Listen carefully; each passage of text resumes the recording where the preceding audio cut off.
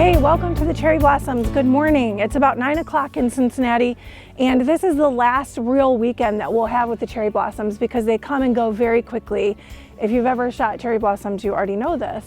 But we want to do a fairy tale shoot here, so we got here early this morning, set everything up, and we're ready to shoot. As you can see, sunlight is already spilling into the grove, but we wanted to do this shoot and kind of do a video of it so that you could see exactly how we approach environmental portraits. We get so many questions about this. Most people think if you're outside, why do you need light? Well, this is why. Because we know that right now the light is going to be uneven coming through here, and there's going to be shadow spots and everything else. So we want to be able to create, there's a jet going overhead, of course. That sounds close. But we want to be able to create the light that we want. If you followed me for any length of time, you know the way that I approach environmental portraits is looking at every environmental portrait as two pictures. The first picture is a picture of the scene, and we need to decide what the exposure will look like on the scene before we ever think about our person. It's hard to do as a portrait photographer, but I promise it works. First, look at your environment, decide in the camera what your exposure should be and what you want the scene to look like. Believe me when I tell you, it's much easier to photograph and expose a person than it is to expose the entire scene with light. So we're just going to use the light to expose Riley. We're going to take the first look through our camera and decide what we want the scene to look like. I already know because I've done this already, and I'm shooting at ISO 100, f1.2, and 1/3200th of a second. That's how much light is already spilling into the grove to make sure that my flowers aren't overexposed, Riley's skirt doesn't get overexposed, all of those things. Now that I've done that, the next step to this process is deciding what the light needs to look like on Riley. I get to expose her with the light. So I've got a Profoto B10 Plus inside my Deep XL Silver. I've taken off my soft grid because I know I'm going to need more light at 1/3200th. I just really want that light to pop. So I'm going to go ahead and get a skin exposure, and I'm going to show you how to do that real quick. I'm just going to take my Profoto trigger and turn it to TTL. Still early, haven't had coffee. And I'm going to take a skin exposure shot of Riley. The skin exposure shot needs to be taken with TTL so that the camera and the lens and the lighting can work together to figure out what the exposure needs to be. The important piece of this puzzle is making sure that when you're doing your skin exposure shot, you're only exposing skin. How we do that is we get very close to the subject, and in our frame we include only the skin. So let me show you how I do it. I'm going to pull back the manual focus ring on my Olympus camera, and I'm just going to come in. I'm using my OMD EM1X, and I'll get a really quick skin exposure shot.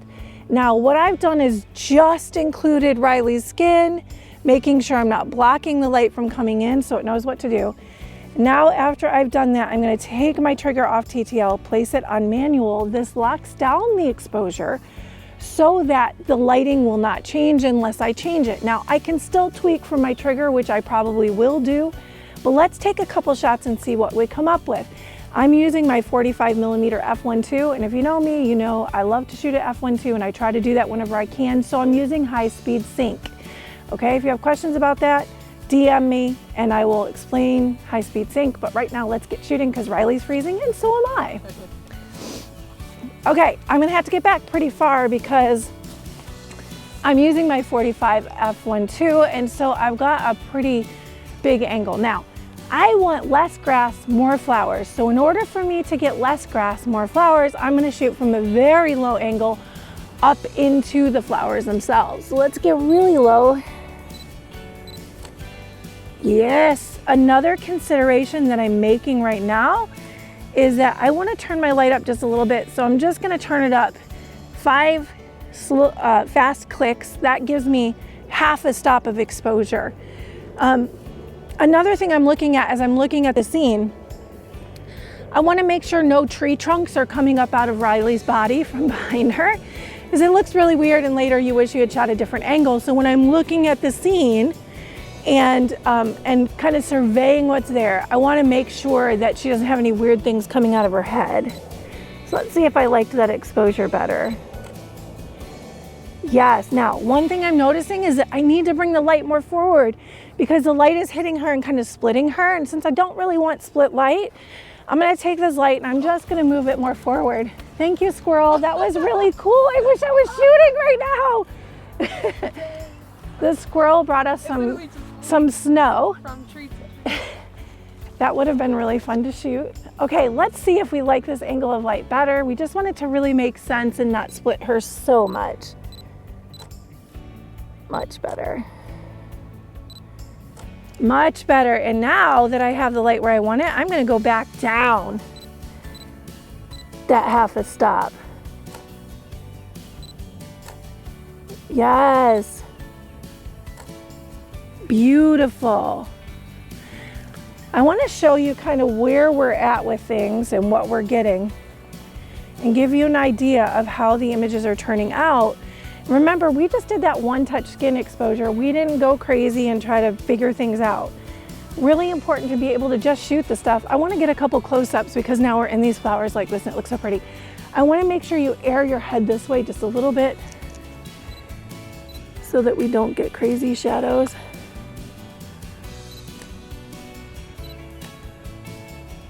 So pretty. Oh, that looks so pretty. Okay, so what we're gonna do is we're sharing the park with others. So we have changed a couple of things because I didn't like the contrast coming off of the XL Silver. So I wanted to put this off-grid back on, but in order to do that, I also needed to add a little second light for Phil on the other side of Riley's face. I didn't like the shadows that were coming through. So now I have my XL Silver.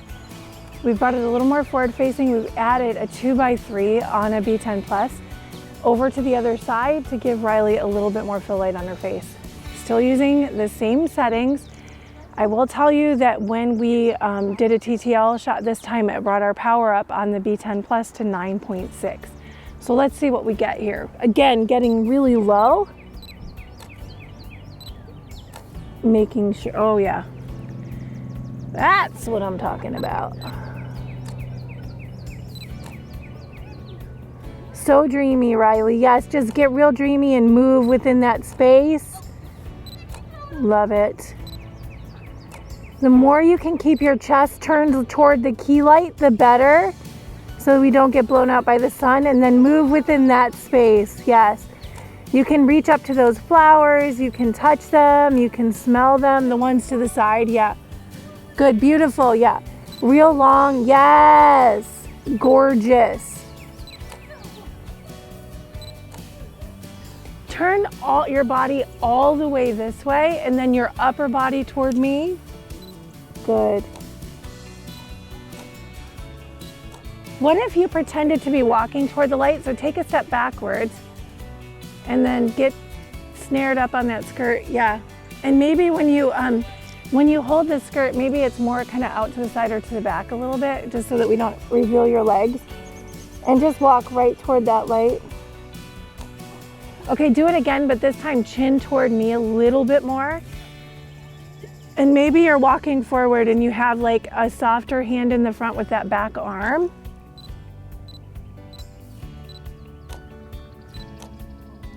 So beautiful, chin toward me, just, just a little bit more, yep. Okay, go. Oh, it's so pretty. This time, maybe your hand comes up in your hair in the back, like bring some forward maybe a little bit. And maybe it's just almost like even holding it here. Yeah, yes. Oh, beautiful. Now, go out of scene and I want you to run toward the light as best you can. I know that you have tennis shoes on and I don't want to see them. Okay, ready, go?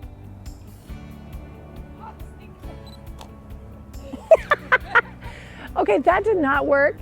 Try it one more time and maybe we come closer, Riley, and you just kind of fake.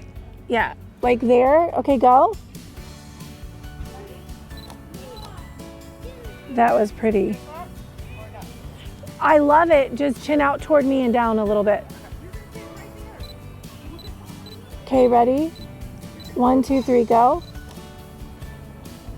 Okay, push your hair back behind you. Okay, try it one more time. Come forward. Oh, okay. She getting fancy. All right. All right, go. No, it was really pretty. Do it again. Okay, one last time. I'm gonna have to Photoshop out those stinking shoes though, I know it.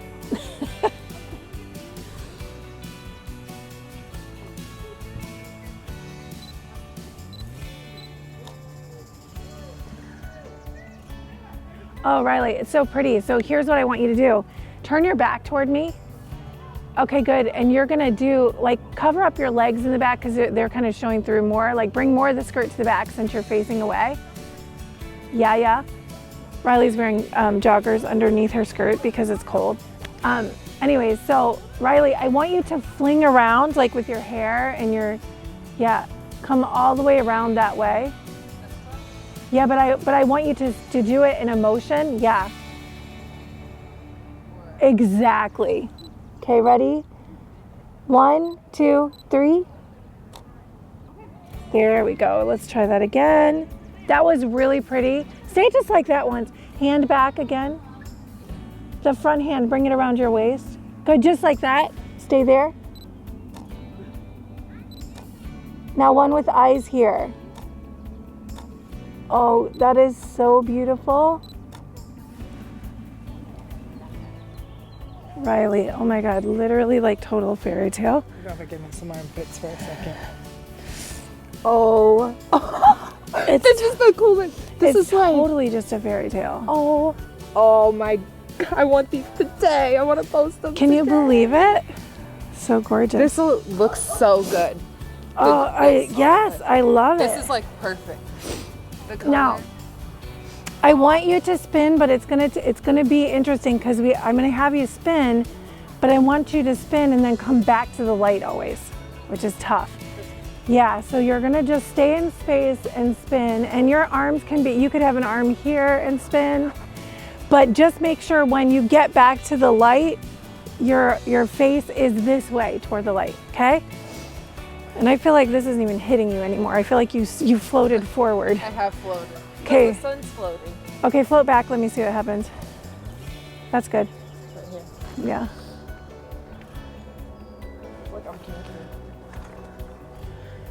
Okay, you floated, I floated, we're all floating. All right, I gotta hide some people behind you. Ready, go. Find it.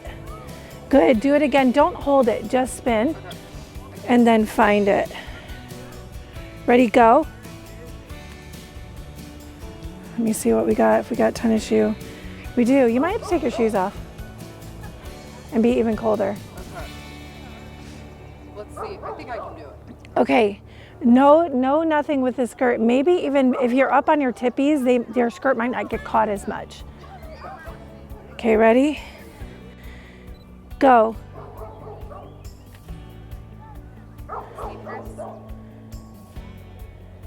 No? Maybe a little. Might be able to get rid of them. It's so pretty. Oh my gosh. Okay, I want to get a couple close-ups with all the flowers behind you. I keep saying that. All right, so another thing is just like, I want to keep your face in where I want it.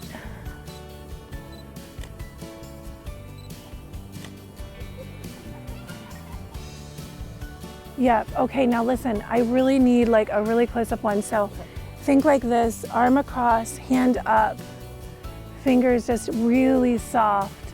Yes, good.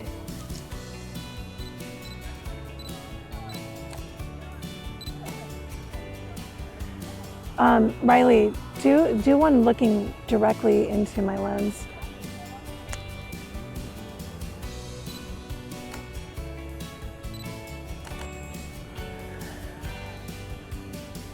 Yes.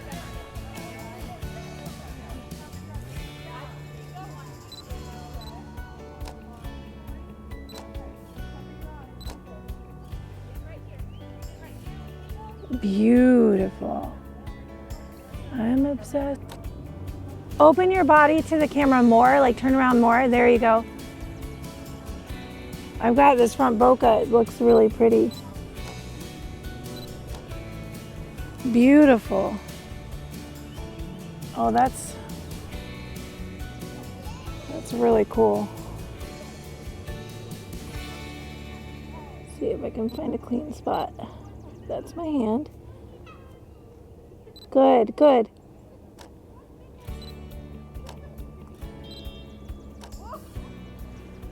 So using this front bokeh is really cool. I'm going to try to get a little more without hurting anybody.